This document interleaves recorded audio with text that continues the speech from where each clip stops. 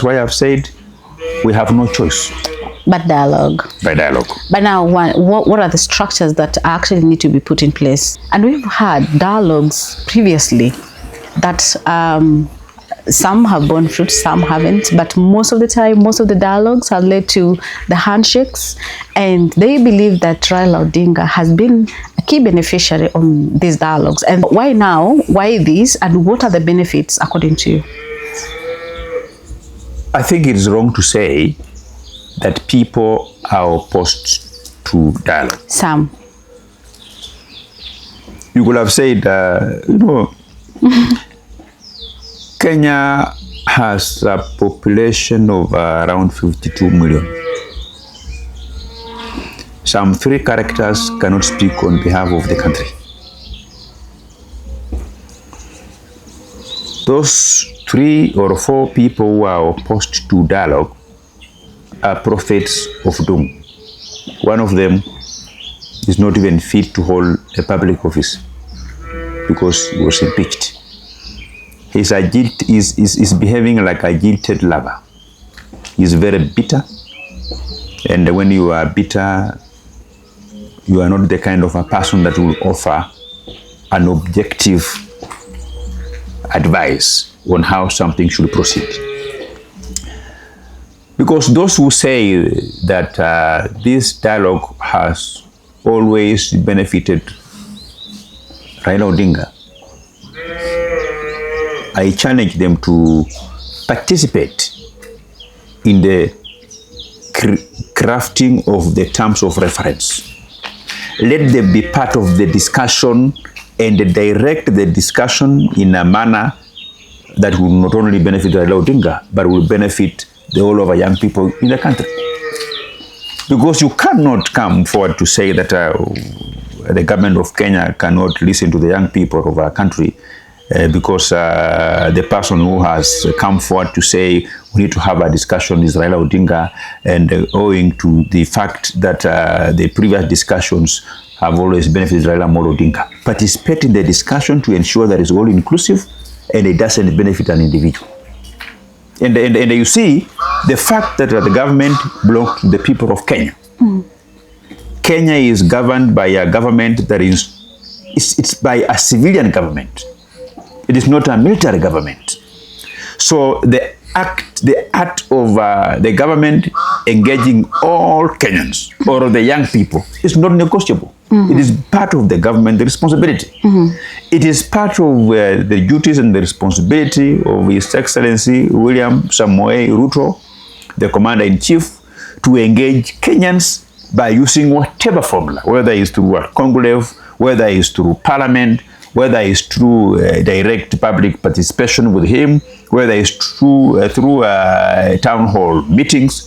That is his duty and the responsibility, and nobody can come forward to say that we don't support this conclave, we don't support this discussion. Then what do they support? I think Kenyans should not listen to these few opposition figures, because the role of opposition figures, people who are opposing William Ruto's administration, is becoming clear that it's akin to what the Bible says. The devil came to destroy, scatter, misdirect, confuse, and scamper the good ideas. And we should not listen to them at all. Because the government has not stopped from functioning. The government is still functioning. And when the government is functioning, we must engage Kenyans so that the feeling of Kenyans is what should shape public policy, is what should shape government plans. Because government plans implement policies to make the life of Kenyans better. Do you think as a country we are on the right trajectory? Depending on how you look at it. But from where I sit, I may not say that we are on the right or wrong trajectory. But I can say that we are better off now. Because as a scholar, as an expert in policy making, the government of Kenya runs on policies. Policies are always reviewed and monitored on daily basis. We have our whole government department that engages in monitoring and evaluation of all already implemented policies. And when you are reviewing and monitoring these policies, you will identify areas that are not good, to get feedback from the stakeholders. So the policy improvement it happens every day. So I may say that we are on the right trajectory because the government is reviewing whatever that we have already implemented, and where we feel like the citizens are not happy, we are adjusting it to make it well and going forward. You get the point? Yeah, sure. So we are always improving our processes.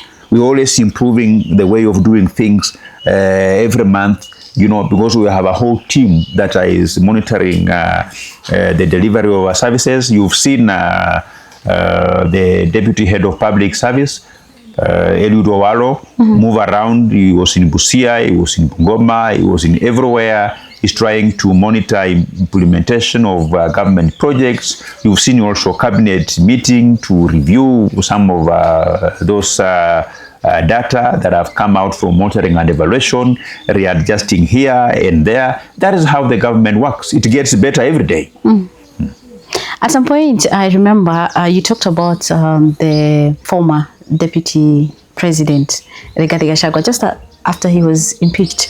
And you said you don't mind seeking his support at some point, when the time comes. Were you regretting that he was impeached at some point? No. All Kenyans have a right to belong to Kenya. No Kenyan should be condemned because of their party affiliations. No Kenyan should be condemned because of their party affiliations or religion or anything. As we speak today, the government of Kenya under William Samoei Ruto is focused on delivery of their campaign promises. That's their focus.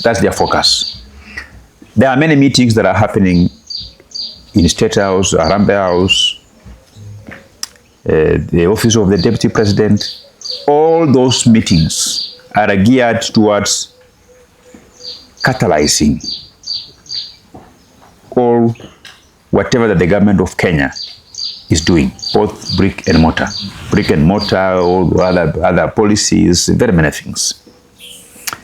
They are not focused on campaigns. They are focused on delivery of government program, identifying those that have stalled, coming up with ways and means of getting them back on track.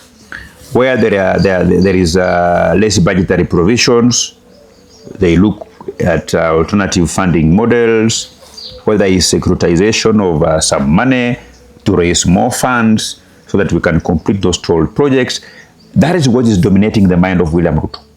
If you open the mind of William Ruto and his deputy and their team, all you will see is that they are focused on implementing government programs, delivery of their campaign pledges that we moved across the country. So there is no regret. Let me, I haven't finished. A time is coming, maybe sometime next year, where meetings will be convened by our Deputy President. Now, that time will not be looking at what to implement. We'll be looking at how do we assemble a campaign machinery to make our two-term a reality. And when you are assembling a campaign machinery, it will not be about the people you like. It will be about the people you want. So when you are assembling the campaign machinery, we will even raid the opposition basket. If there are 16 members of the opposition summit, because politics is about interests, we will have a discussion with them. Some will agree, others will not agree, but I'm 100% sure that when we will be assembling the campaign machinery, if we feel like like Eugene Wamalwa can play a role in our machinery, we will speak with him. And if, of course, it's about persuasion. If we will persuade him, he will come. Who knew that Raila Odinga will cross ranks and work with William Ruto? Who knew that Moses Wetangula and Musalia Mudavadi will cross over and join UDA and work together to form Kenya Kwanza? So I am simply saying that when time comes for William Ruto to assemble his campaign machinery, we will look at everybody. You can be unfit to serve in government as an officer, as a minister, but you are fit to be part of our team to rally Kenyans to support a good idea. You know, there are very many Kenyans and very many leaders, some whom are within the opposition that may not necessarily support our government for their individual appointment, but they just want to support our government or to support a team that they want to form a government because they have a good idea that they feel will benefit the country. So the government of Kenya that is led by William Ruto, currently we are implementing what we promised Kenyans. But sometime next year, a team will sit down, a team will be assembled to come up with a fresh set of things that we will do during our second term. And I believe that whatever we'll come up with is what will determine who joins us going forward. So currently you're not courting anyone? Absolutely. So I will not end this interview without us talking about Bungoma gubernatorial seat. Tim Wanyonyi has just declared, and he has been endorsed by a section of, Azimio leaders. And Azimio is, let me say, ODM is in the broad-based government. Are you scared? Does this give you cold feet going for the same seat?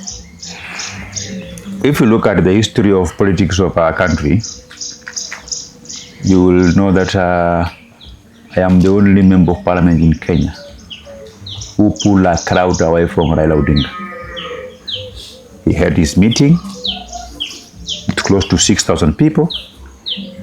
I appeared somewhere on the roof and the people followed me. That tells you something. Number two,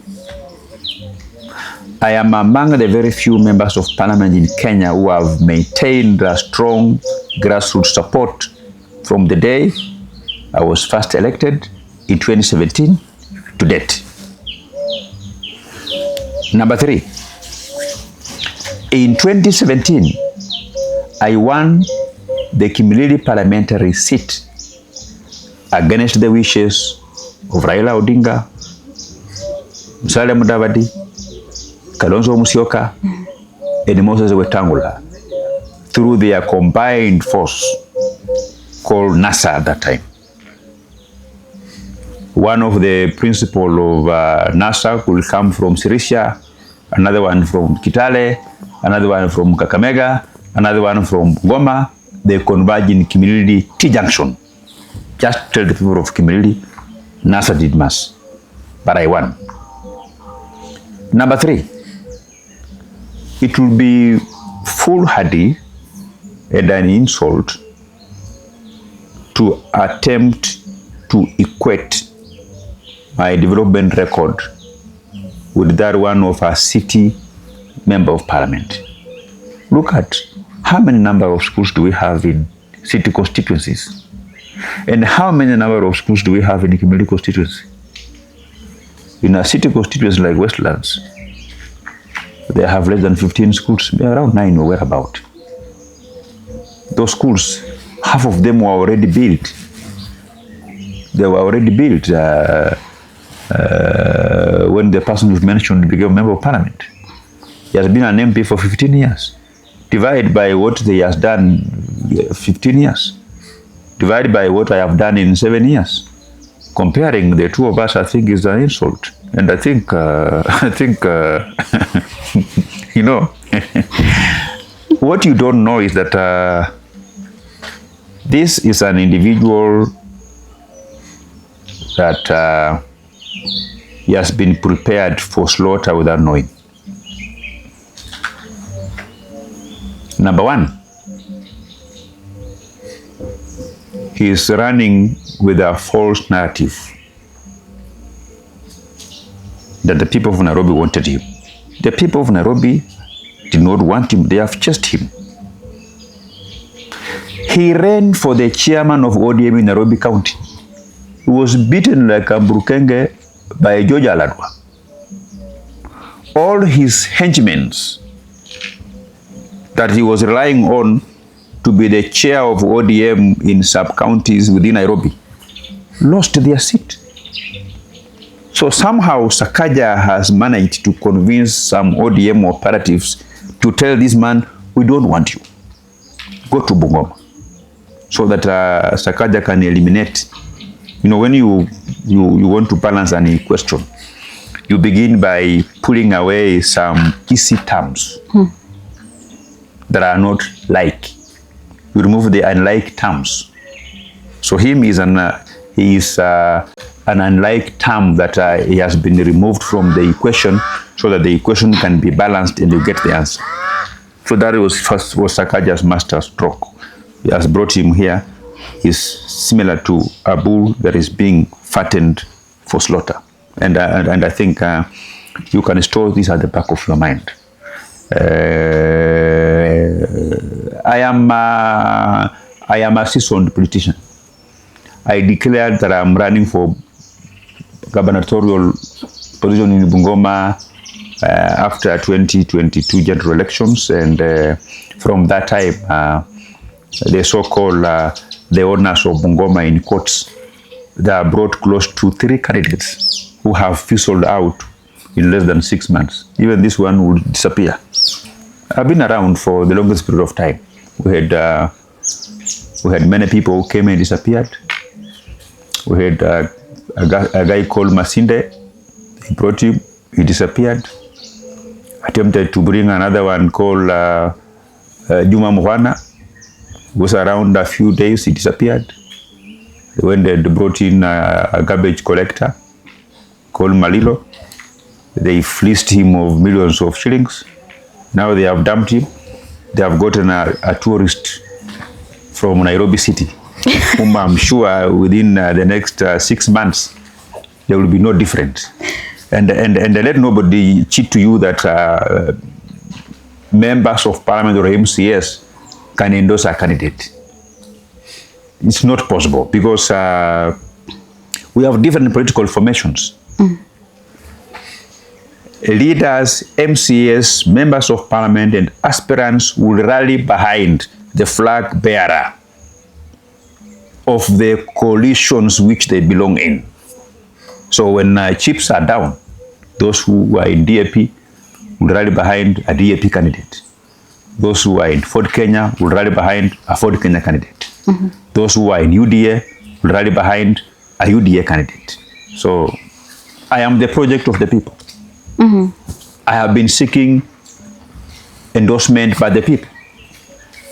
Well, I had young people in my compound yesterday who came to endorse me. Yeah. From here, I'm going to Tongaren. Around 3,000 people are waiting for me to endorse me. So I am a candidate of the people. So you don't need to be endorsed by anyone? I don't need to be endorsed by anybody. Nobody endorsed me for whatever seat, you know. But your take home is, I am the only member of parliament in Kenya as we speak today. The only one. That when I say I'm going to have a meeting somewhere, you will think the rally is, you think it's William Ruto who is coming. Yeah? We are only 3 people in our country who can pull a very huge crowd. Number 1 is William Ruto. Number 2 is Raila Amolo Odinga. Number 3 is yours truly. Whether you like it or not, that is a fact that exists. I am the only one who can show up in a meeting and the crowd just, if I leave, they will just follow me. You've seen when I attend many meetings, you see the speakers trying to say, Mheshimiwa, please don't leave. You know, people love you. When you leave, they will follow you. I think, and I went to do a research about why do these people follow me.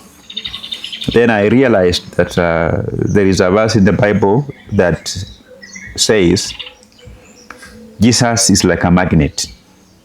He pulls people towards him. And I think from the time that I accepted Jesus as my personal savior, Jesus lives in me. So when you see people following me, it's not me they are following. They are following Jesus who is in my heart. Okay. You know, I challenge you, if you are not saved, get saved tomorrow. When Jesus begins to dwell in your heart, you will see people following you. Okay. So you're born again? Yes, I'm born again, and I want to tell my supporters that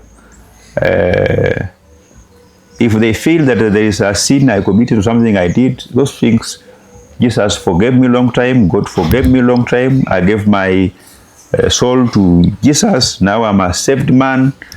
All my sins were forgiven.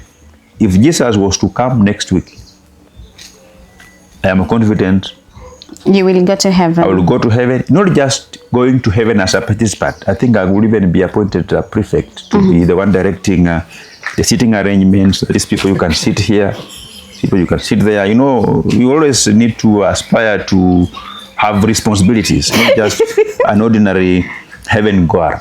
Then why are these people saying that you're serving a lying government?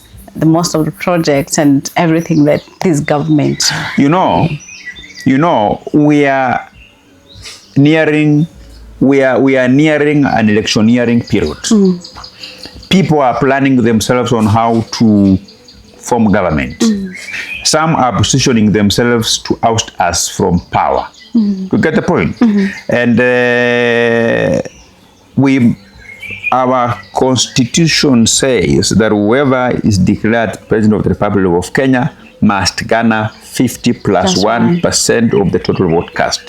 This means, therefore, that you can get 51% and be declared president, and even the 49% that don't want you is still a very huge number. Exactly. You know, even 20% of the Kenyans, if they don't want you, it is still a very huge number.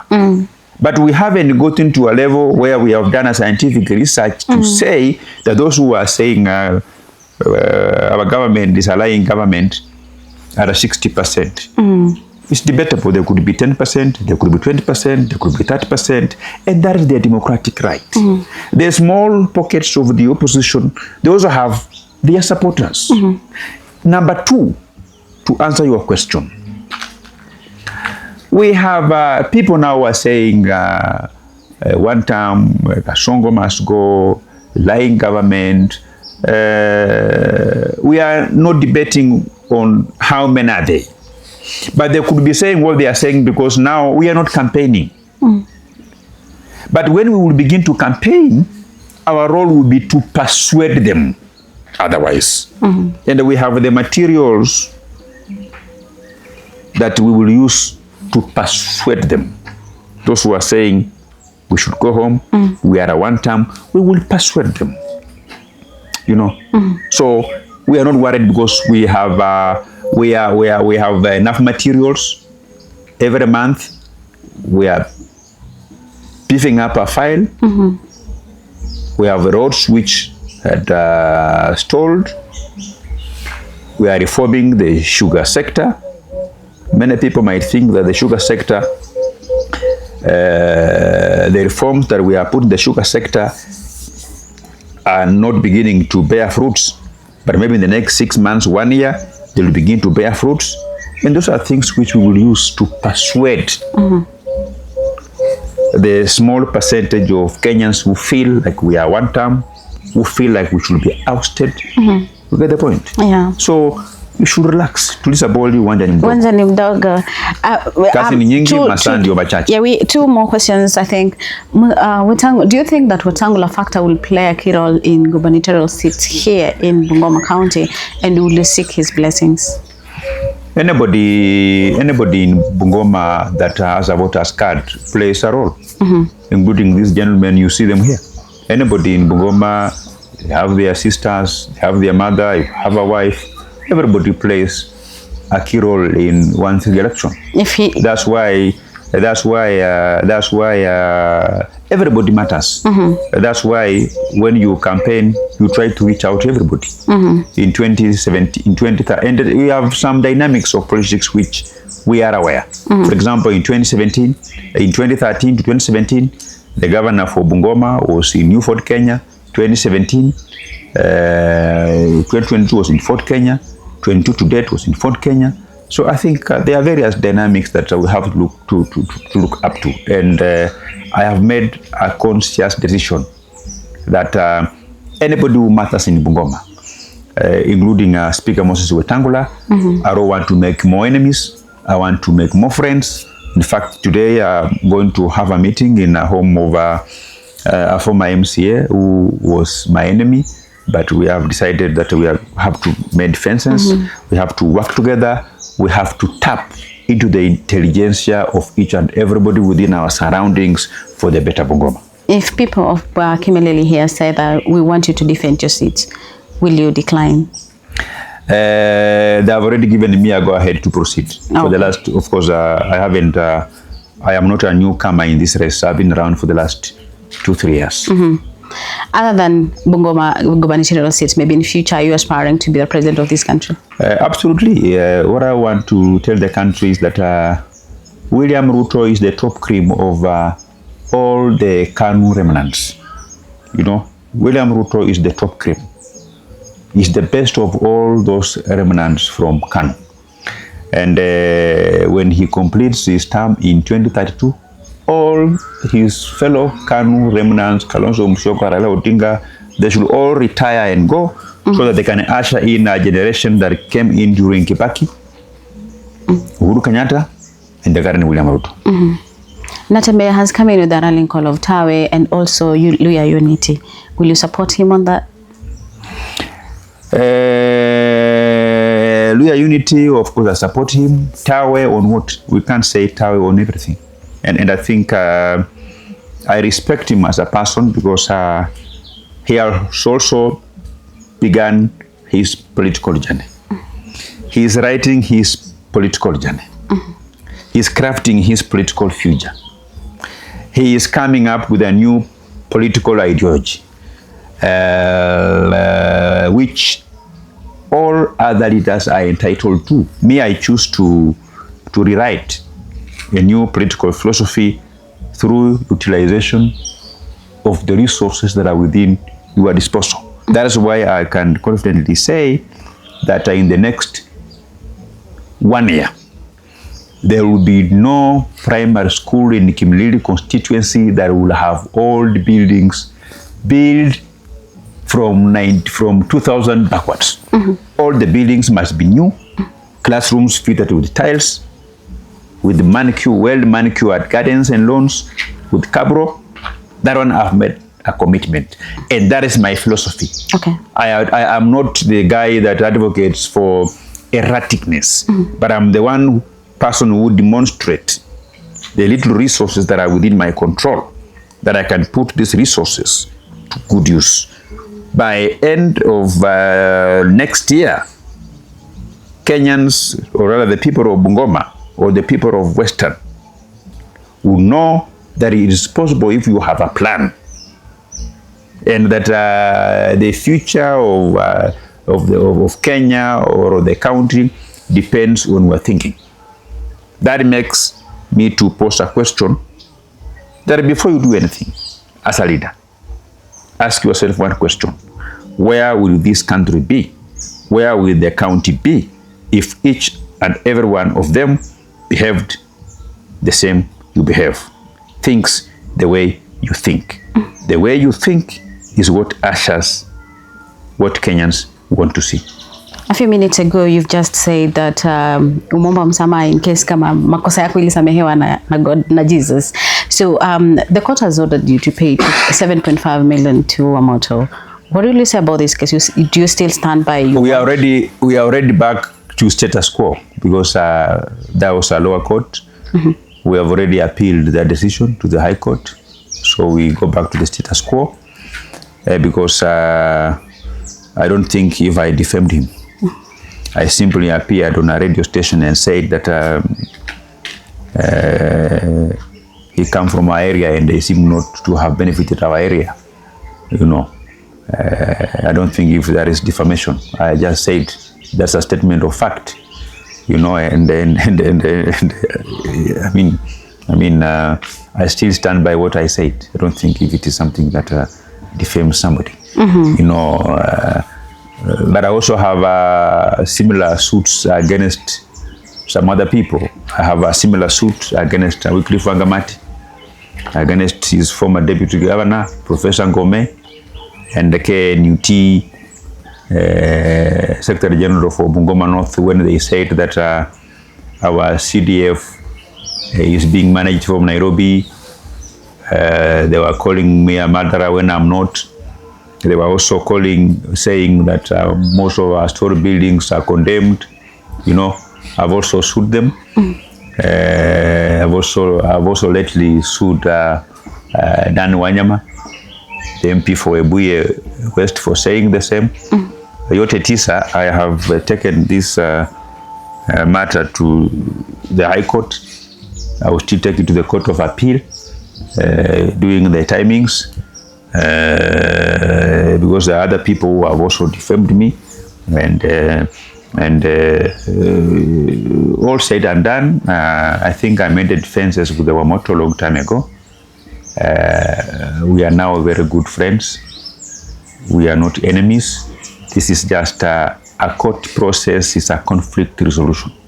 Yeah, a conflict existed between me and Patrick Wamoto, and which when that conflict exists, you don't arm yourself with a panga and rungu to go to attack the person whom you feel he has aggrieved you, but we go to a court of law for arbitration. So whatever is happening here, it is part of a conflict resolution, which I am confident it will be resolved.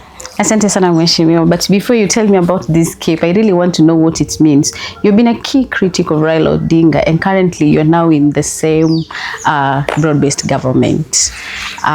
Do you still stand by whatever you used to talk about him, criticizing him and all that, or now that you're in the same house, you're very comfortable and you overlook some of the things? Whatever I used to say against Raila Odinga before, I don't regret. But people change. Raila Odinga is a changed man. He has the interest of Kenya at heart. Yeah, there is a lot that we are learning from Raila Amolo Odinga. And I want to tell the country that when I grow up, I want to be Raila Amolo Odinga. He is a changed man. He's a very good man. He's a reformed man. Okay. Thank you so much. Kofia, ituambie kuhusu hii kofia. It's just I wear it as part of my designs. Okay. This cape is supplied by a gracious lady from Ghana called Paulina George, married to Mr. George Otieno. George Otieno used to be the manager of an insurance in Ghana. Okay. And he got a beautiful lady called Paulina George. She does this. Paulina George is the one who was doing the famous Orie Rogo Maduli's headgear and the dress code. So she's the one who does this. There is nothing, it's just a beauty. Okay. And for you to know that I am special and that this red hat is special, in the history of Parliament of Kenya, it's the only red hat that is allowed in Parliament. I'm the only person allowed to wear it in the National Assembly, wearing this cape. So this cape also, it has parliamentary status. Okay. And I think I need to patent it so that many people who wear it, they should pay some royalties. And I'm asking because I've now seen very many Kenyans wearing this hat, and I want to address them by saying, please, if you are wearing this hat, you must be well behaved, And if you haven't given your life to Jesus Christ, please give your life to Jesus Christ. Otherwise, don't wear this coat. That is the reason people follow you, Muhesh, maybe. Thank you very much. Thank you so much, Mheshimiwa, for this interview. I really appreciate it. I know because of time, we will probably get another time to come and, have a conversation around Bungoma, because there's a whole lot of questions I've not asked you about Bungoma County, but because of time, I have to let you go to meet your people. Thank you very much. Asante sana. Asante sana. Nashukuru.